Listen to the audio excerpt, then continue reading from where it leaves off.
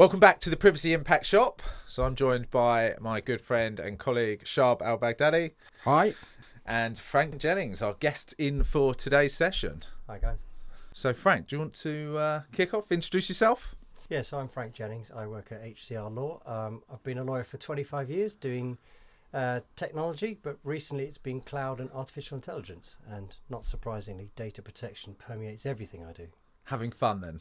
Literally. Shab, do you want to reintroduce yourself? So I'm head of data protection at Blackfoot. All things data protection and privacy. So global data protection laws and regulations is where I sit, advising clients, and we also deliver certified training for a raft of vendors, as well as more bespoke and designed training for specific requirements. And I'm the commercial director at Blackfoot and at GDPR.ie. So I think for today, we wanted to cover a couple of key topics, including data portability, which, to be fair, I don't think we don't really talk about that much. So it's an interesting one to bring up. Yes. Yeah, you're right. I mean, just from my perspective, I'll be really keen to get yours, Frank. If I'm talking to clients, what you tend to find is they are very aware of subject access request. They go, yep, we're all over access requests. We know how to deal with those.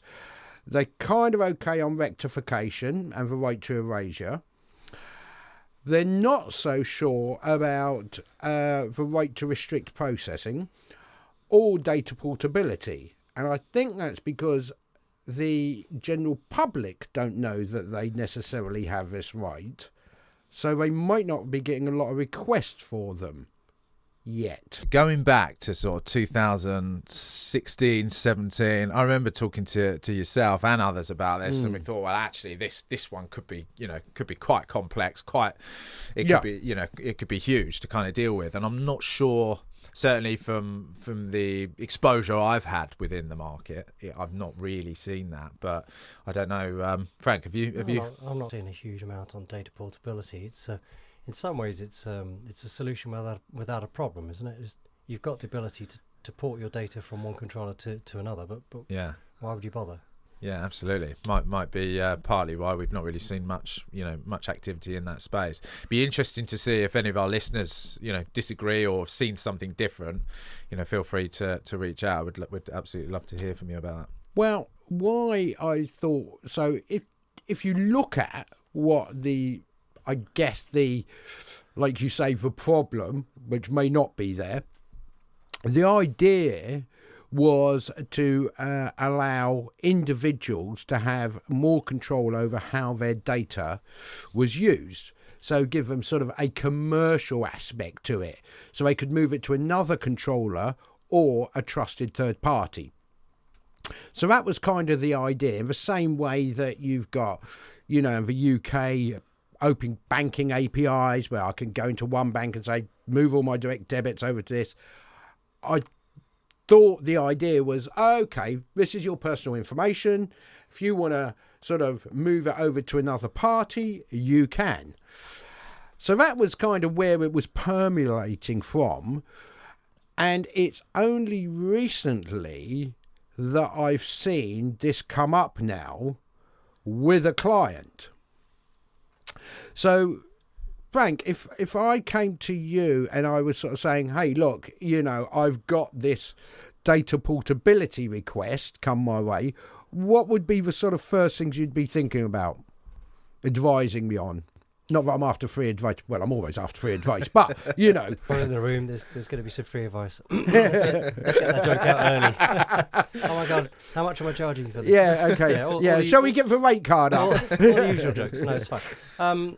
Well, in some ways, it's a little bit similar to the data subject access request, isn't it? The individual wants to have a copy of whatever data that you're holding about them.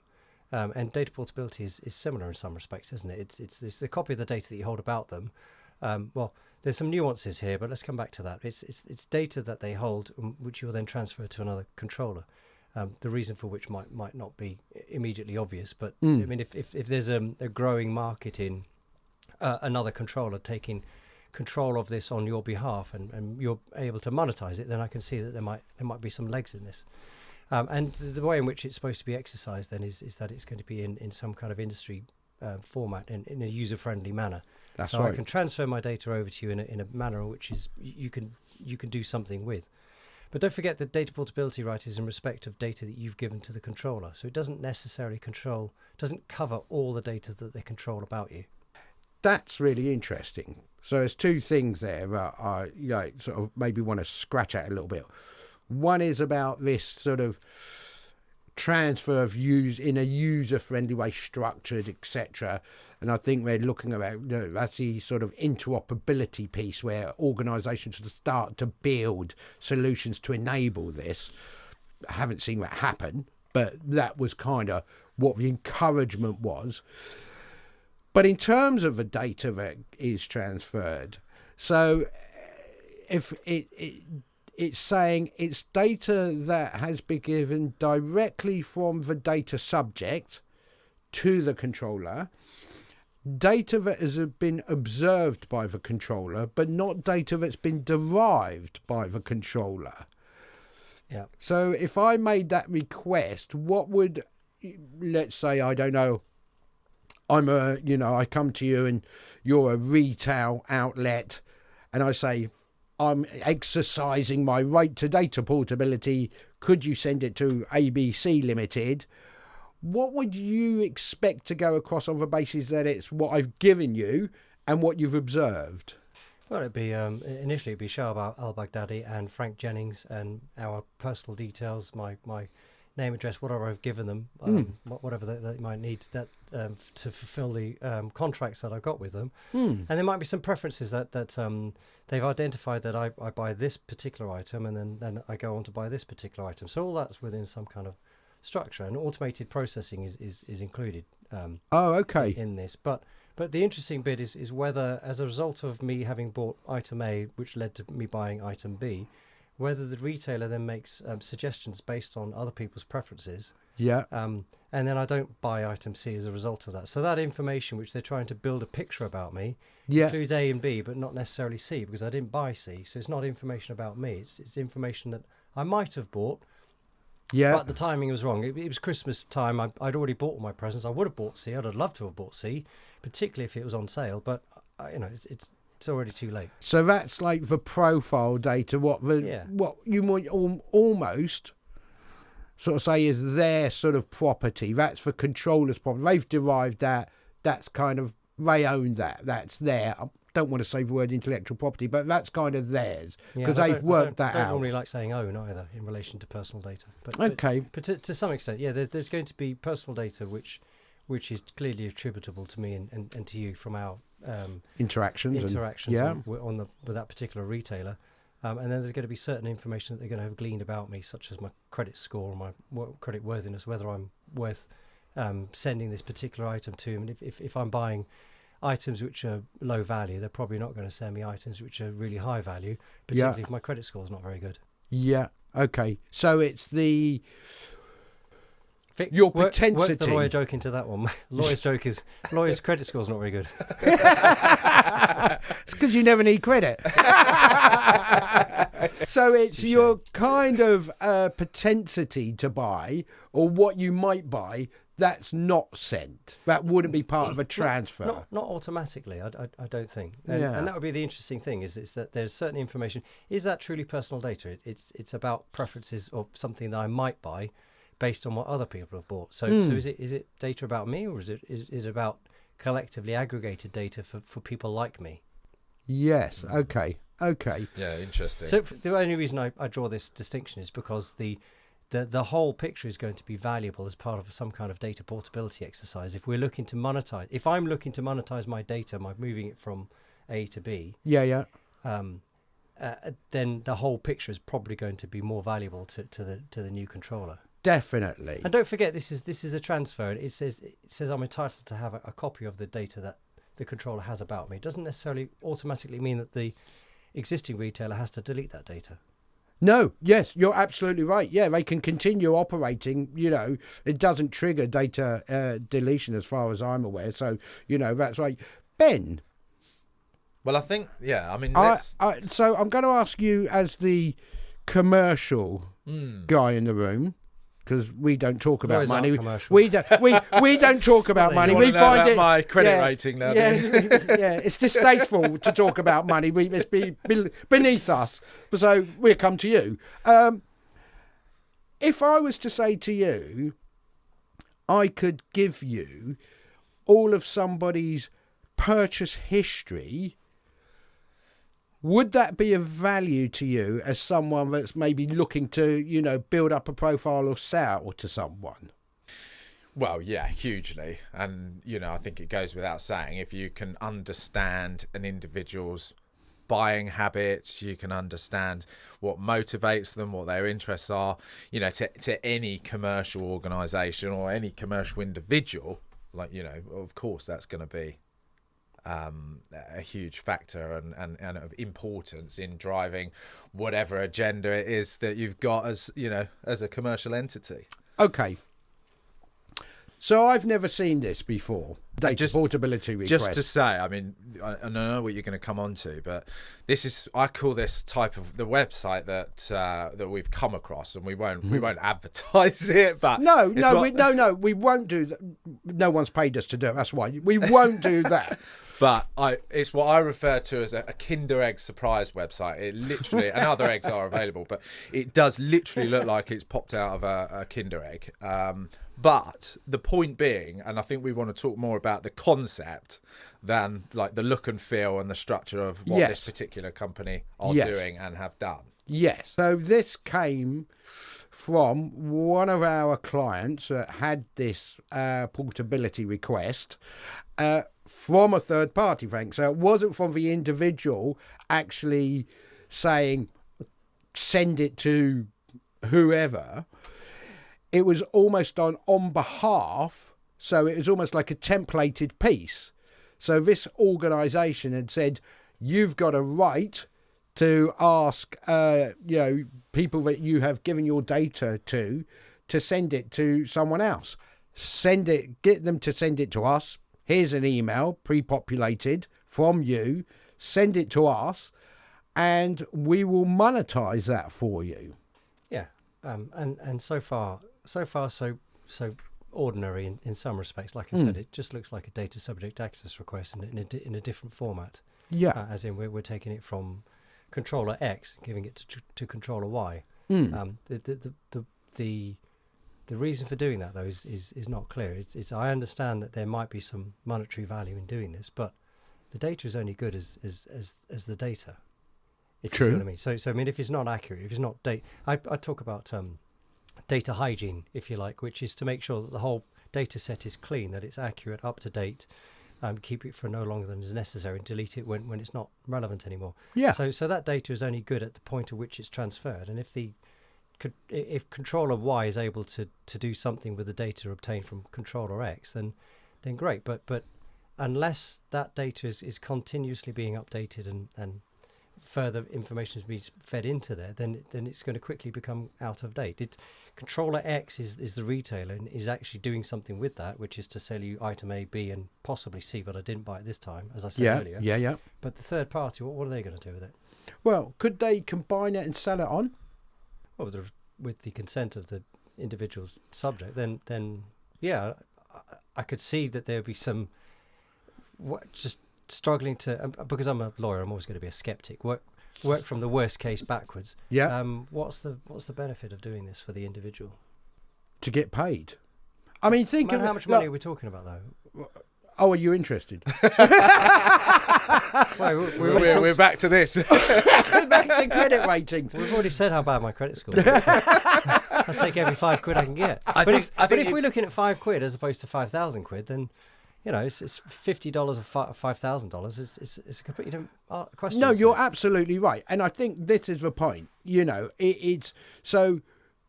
I want to come back to something you said a moment ago, but I guess from a commercial proposition, if this was the message, and I'm not saying this is the message, but if this was the message to consumers, your data's constantly being used, you're constantly getting profiled, you're constantly getting spammed with email, why don't you get paid for it?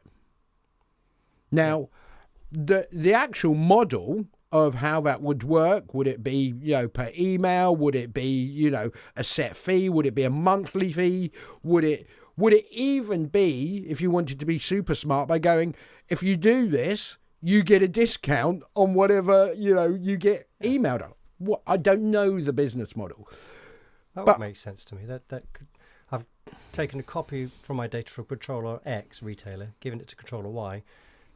Controller Y will now go out and find other retailers based on my online spending profile to say, well, actually, instead of just getting random emails, why don't we sell it so that you can go and get offers from, instead of Controller X now, this particular retailer who you have been buying from, you can go and get offers from Controller Z or Controller A or whatever. Because they know what you buy, they give you a better price. And they'll undercut Controller X. So the original retailer now is finding itself having to compete in a slightly different market now because of the data that they've collected about you, and or being given by you and have to send on to someone else. Absolutely right. And when this came out, as when I had one of my genius light bulb moments, which I have 5 a day, Ben, probably something like that. Yeah, 5 to 10. Yeah, 5 to 10 a day. Yeah.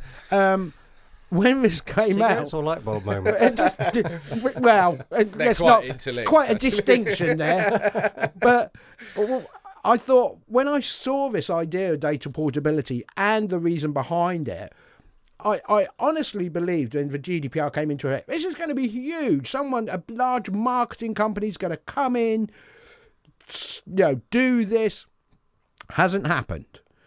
And why I find this interesting is because it has happened. Now, the way it's happened, and I'm not going to mention any names, definitely is, I think, dreadfully executed, but I can see the concept. So I'm wondering if this is going to go any further. It may not, but if it does, from a consumer point of view, you're suddenly going, oh, hold on, this makes sense. Everybody's using my data and I'm not getting anything for it, kind of mentality.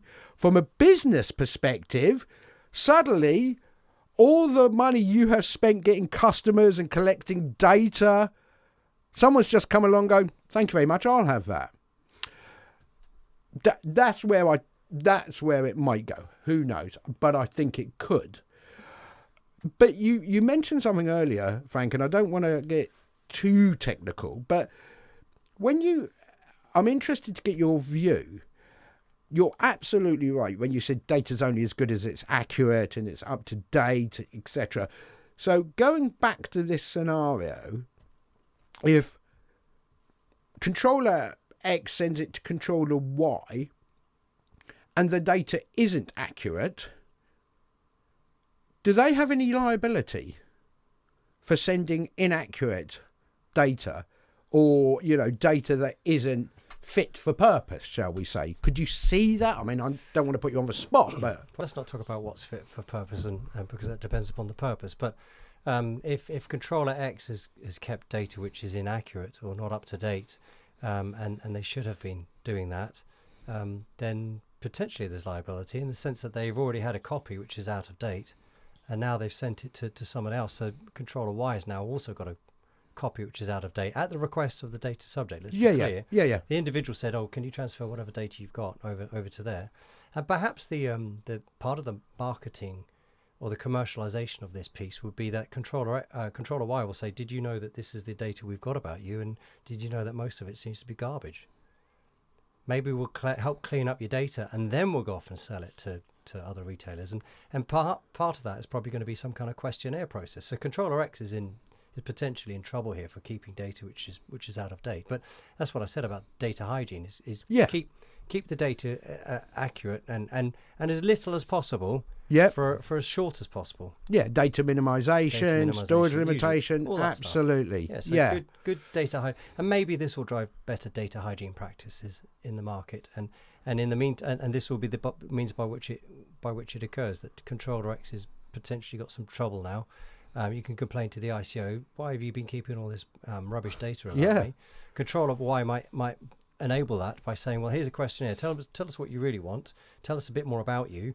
everything's changed, and it's just that Controller X didn't update it for 5 years because they're still sending you stuff that you bought 5 years ago, which you don't need anymore. Why do they keep sending you nappies when clearly your kids are out of nappy age?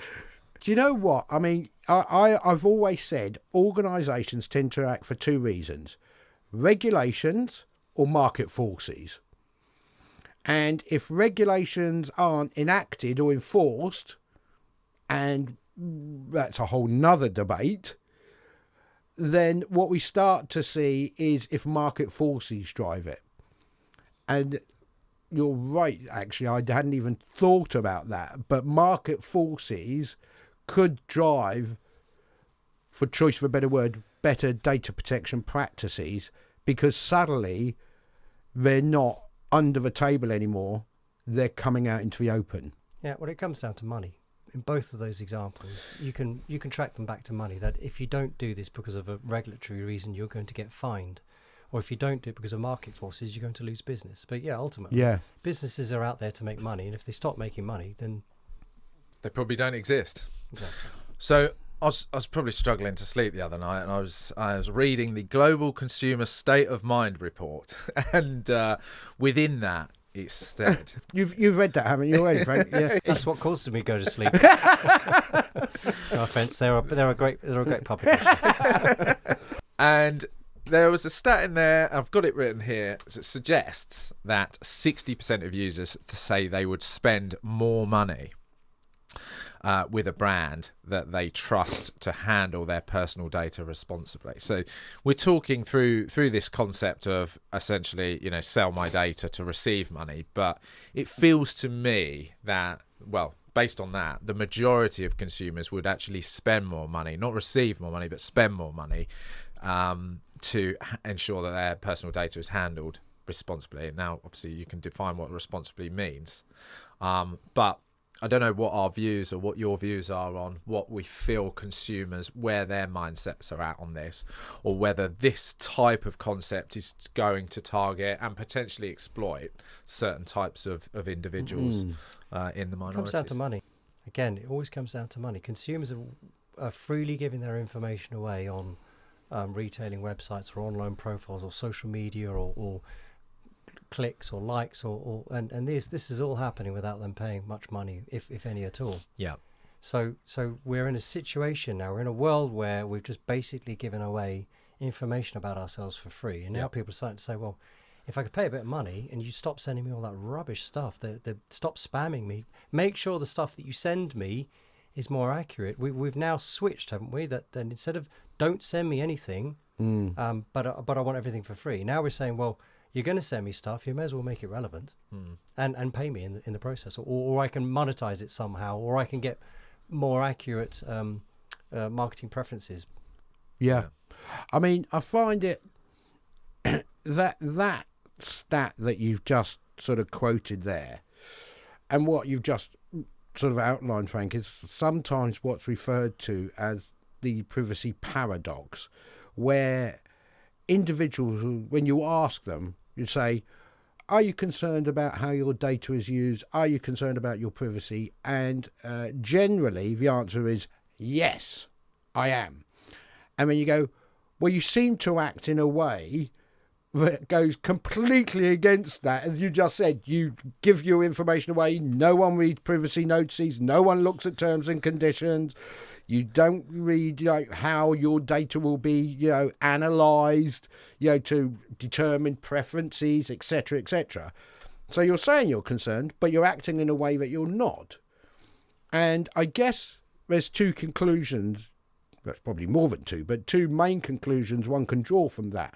One is you're lying, you're not concerned, or the other is you are concerned, but you don't feel there's anything you can do about it. Yeah, I don't think they're lying. I think everybody takes their privacy seriously, and if there's any easy means by which they can manage that, then I think so. So maybe this might be a change in the market that actually is giving power back to consumers because of porting data from one person to another, and that person now is going to help them because of the ability to sell it on to people or retailers or whoever will pay them money for it to make sure that data is kept accurate, and now there's greater control over it. But in the meantime, what's going to happen in the market is you're still going to be clicking those things on social media, which you like that or don't like that. True. So yeah, we're controlling this bit, but this big stuff over here is still not being controlled. So at least we're getting a bit of money from this bit. Yeah, that's where I think. Look, if it in 6 months or a year's time you hear of some huge big marketing agency that's doing this, then I guess we all got it right. But it was something. Frank Ben and Sharp set something up. Yeah. If you don't see another podcast from us, you know that's what's happened. We'll be calling you from Monaco next time. So moving on to our second topic for this podcast, AI and automated decision making and human in the loop. Who wants to kick off and define what that little lot means? Well, we're assuming that we all know what artificial intelligence is. It's the ability for it's. And I'm not the. I'm going to give you my perspective as a lawyer. It's the ability of an algorithm to adapt and have some form of autonomous control to make basic decisions in relation to the data set that it's given. So if you've got some form of automated decision making through an online retailer or social media provider, that this is the kind of thing that you've liked previously, and we reckon that you're going to like this going forward. This is the kind of way in which we're going to handle your data. So that's all fine, but as we know, with all algorithms and all computers and artificial intelligence and machine learning and whatever your flavour of tech is, it's only as good as the data that underlies it. Has bias crept into the underlying data set, and then it's only as good as the manner in which that data is then processed. So does the algorithm withhold scrutiny? Is it being done in an ethical manner? Is it diverse, for example? So all of that sits in the background, and then you throw human in the loop to try to put back some humanity into what computers are doing. So we say that we trust the humans to do it better, or at least to take the edge off. So I think one of the key words you mentioned there was bias. So I guess there's different types of bias you can look at. You've got, what you referred to was sort of computational bias, and that's, I guess, with the data, there's maybe the wrong outliers, or there's wrong frequency, or the training data wasn't representative, that sort of thing.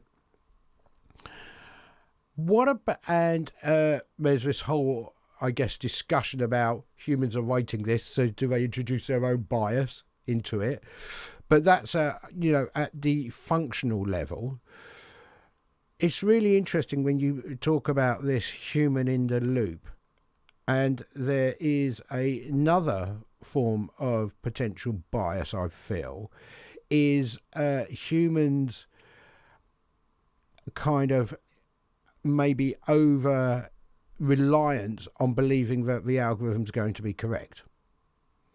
So if you look at some AI systems where they are providing, almost acting like a source of information for the expert, the human, is it possible that the expert can start to believe or have too much of a bias in that, of course that's right? Do you think that's another potential issue, Frank? Well, it's interesting that you've got the algorithm, or the tech is only as good as it was built in the first place, and you need to take implement safeguards to make sure it's not biased and that it's not going to hallucinate, and the data sets are accurate and all that kind of stuff.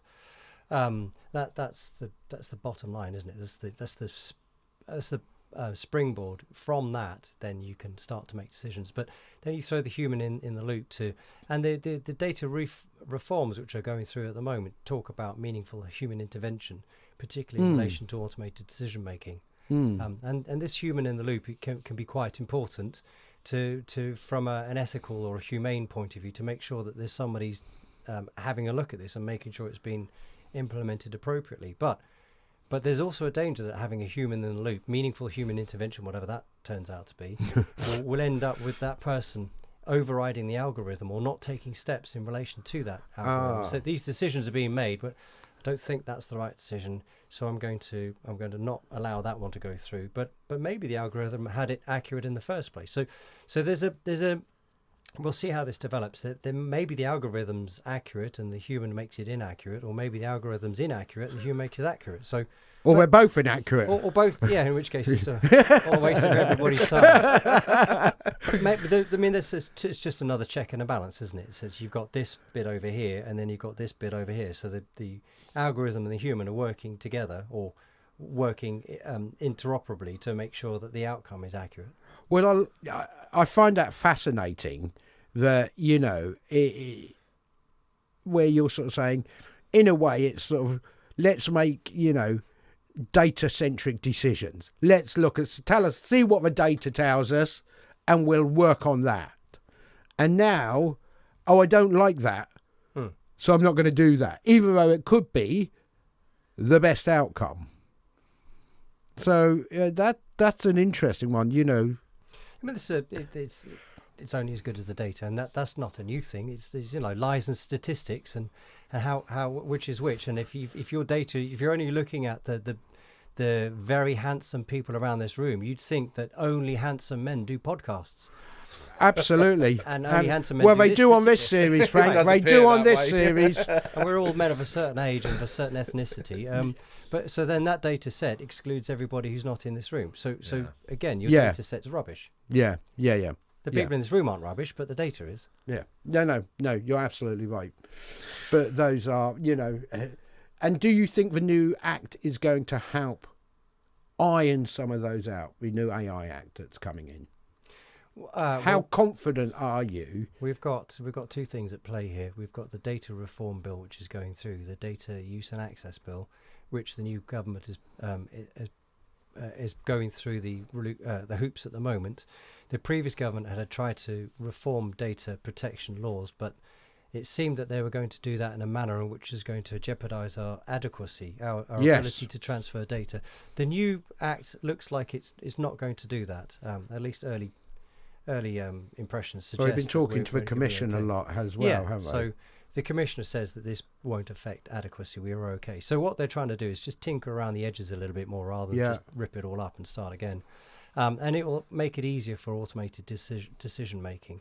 And maybe we can talk about that a bit later, actually, because I'll be keen to pick your brains on that. Exactly. And then on the other side, we've got the EU AI Act. So yes, the government is acting in one respect, which is to say, well, we need to tweak data protection, but they're just basically leaving AI alone for the time being, because there's so many other things that they want to. They're talking about it and they're having consultations and they're saying the right thing, but ultimately, what we've got is the EU AI Act, which is already enforced now. So I think what we're going to see now is the EU, just like it did with GDPR, is going to drive regulation in the AI space. Yes. Taking back control of our country by having to follow what the European Union did. Yes. That's a slogan right there. So it could almost form a new party. You saw it start here, everyone. So, I mean, but would you say then that the UK is pretty much going to adopt the EU AI Act? Well, it's through the back door. Okay. We were instrumental in data protection legislation straight after the Second World War, and data protection has all been all the way through there. So we've got a long history of protecting data in the UK, and then we helped formulate the process, the standards under GDPR. What we're finding though is that because we're out of the loop now, we are not party to the EU AI Act. We weren't able to influence it in the same way that we would have been able to had we been inside. So, but what's going to happen is the AI providers are going to adhere to EU standards. Because it's a big market. And then the UK is just going to have to fall into line with that. They're not going to have, this is what we do in the EU, and then because we can get away with a few extra things, we're going to do it differently in the UK. There will be some providers, of course there will, that we can get away with things in the UK or the US or whatever it happens to be. But by and large, the multi global providers are going to say, well, we're just going to go with this is the standard, and it's just easier instead of saying, well, Because if you use that tool outside the EU from the UK, but you're a EU citizen, does that impact you? And if you're a business, you've got a branch office. It's just easy. Same as GDPR of a scope. Exactly. It's just have the standard, and then it's done. We've spoken about before, isn't it? You know, where we've got global clients with a global presence, and you know, they often ask us, that is a question that comes up time and time again. You know, how do we set a benchmark globally when we're trying to, you know, counter and work towards different regulations, of which there's a lot of overlap, right? Sure. And I think often, you know, a lot of these organisations often come back to, well, you know, we'll set GDPR as that benchmark. Yeah. You know, and it can vary, but that tends to be what we hear, I think, fairly regularly. This isn't just the UK having to comply with EU standards. No. Again. This is let's not make any bones about it. This is the EU doing a land grab again. They did a land grab with data protection regulation, and that's not a criticism by me. I think it's everybody's concerned about their privacy, as we said earlier, and everybody's going to be concerned about how AI is impacting their lives. So Well, having some standards around that is not necessarily a bad thing. No, you're absolutely right. And Is it going to hamper innovation? No, of course not. I mean, I think, you know, it's funny you mentioned that term land grab, because, you know, when I've been speaking to some of our American and US clients, they are very much, you know, I can tell you how the conversation starts. It starts, okay, what regulations do we need to consider? You go, well, you've got the GDPR. Where are you operating in? You know, Europe. Where you're going to be sort of operating, because there are some variations within that. It's not uniform. You know, so there's a couple of, well, about 50 variations we might need to consider. You know, age of consent, employment data, that sort of thing. And then the first thing is, this is EU economic protectionism. It's like, okay, I'm not going to have that conversation, but we are where we are. But now you kind of see things are changing a little bit. Yeah, with what's happening we there. saw this with GDPR back in the day, didn't they? So that's it. My business is ruined. I can't afford to protect data. All this personal data that I've been using and abusing. Why can't I do that anymore? Boohoo, my heart bleeds for you. But what we've seen is how many years later that people are taking data seriously, and in fact, the US clients I deal with are taking it far more seriously. 100%, because they want to make sure that they're compliant. So actually, even though that they don't have a federated data protection law out there mandated across all 50 states, they're actually taking it way more seriously. And so there's going to be a bit of pressure or a bit of pain initially as the EU AI Act starts to bite, but you know, 5 years' time, we'll be talking about this in the same breath as GDPR. Well, it was like that, and now it's like this, and now we just do it this way, and business carries on. I think it's fair to draw some conclusions from this. I think it feels like we're kind of really in the thick of it at the moment, and you know, there's still a lot to kind of play out ahead of us, as with many things, but it's certainly I think it's an exciting time in this space. You know, as I say, stuff still to be ironed out. I think stuff as, you know, or regulation and, you know, technology is kind of racing ahead, and I guess they're trying to kind of, you know, balance and compete with each other to some description or to some degree. And it's, you know, it's very much an interesting time for businesses to make sure they do things correctly, lawfully, ethically, and, you know, essentially capitalize on the on where we are in, you know, in the world. Definitely. Yeah. It's you know, regulations are there to, you know, I mean, I'll just go back to GDPR for a moment. If you look at, you know, what that is about, it was to, you know, drive the economic and social development of the EU as a whole by allowing a free flow of data whilst protecting the rights of individuals. So as a regulation, it was there to be an enabler. If I start talking to most clients initially and say, do you see GDPR as an enabler? No, it's, you know, this is going to kill my business. It's compliance, it's regulations, it's a drag on my bottom line. But what if you sort of said, well, okay, everybody, you are completely responsible for your data. There is no redress. There is nothing you can do. People can absolutely use the data as you want. If you share one bit of data, you've lost complete control of that. do you think people would be acting the same way? I probably think not. I think there would be a bit of a restriction there. So don't forget that businesses all have to adhere to the same standards. You know, whether they do in practice is a conversation for another day. But if you're all operating from the same playing field, those grubby little people who are misusing data, if they've been wiped out of the market, then those businesses who are having to comply should be grateful. Well, actually, we're complying, and everyone has to comply now. We're doing the best practice, and everybody has to do best practice. So So actually, in some ways, it should be an enabler. Yeah, and absolutely. So look, this has been the Privacy Impact Shop. Thank you very much for listening. You can subscribe and listen to or watch this podcast on YouTube and all the major podcast platforms.